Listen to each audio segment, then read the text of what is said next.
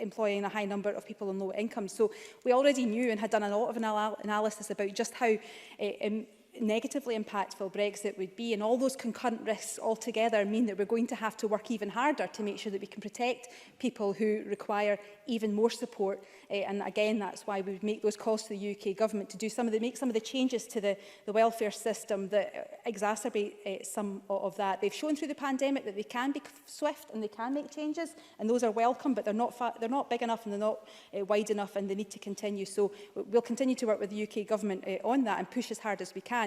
But Brexit is undoubtedly a huge challenge, and we'll continue to make sure that we understand that as best we can. Mark Griffin, to be followed by Stuart McMillan.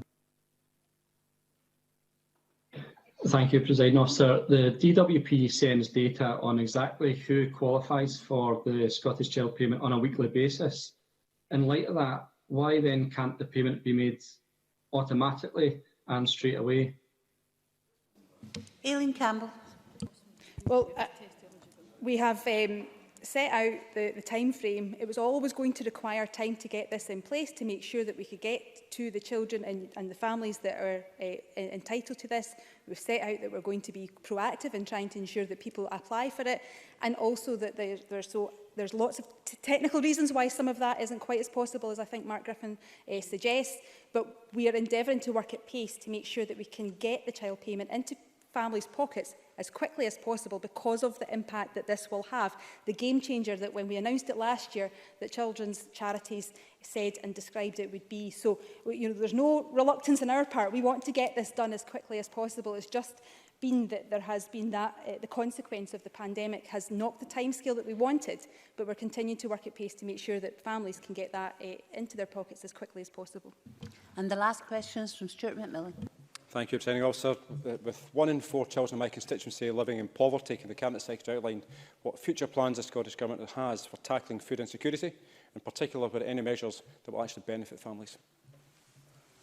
Aileen Campbell. Thank you. So I think in some of those questions we kind of described why food insecurity is intolerable in Scotland, particularly when we are blessed with such natural resources and phenomenal producers. It just seems ironic that food insecurity continues to proceed. And of course that's rooted back to a lack of income caused by the 3 drivers of child poverty. So that again is why the Scottish Child Payment will be absolutely critical. It'll put more money back into people's pockets. It's why we advocate the cash first approach to local authorities who are helping support families with entitlement to free school meals, because it gives them the autonomy and the agency to be able to tackle that in their own terms. And it's why through the course of the pandemic that we invested over £110 million to tackle food insecurity caused by the crisis.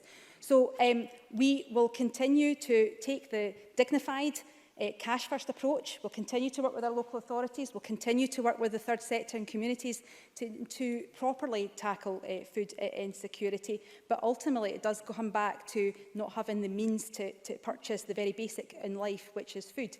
And that's why child payment is important, but it's also why the UK Government needs to really look closely about what they do and how they support families that don't have the financial means to afford food.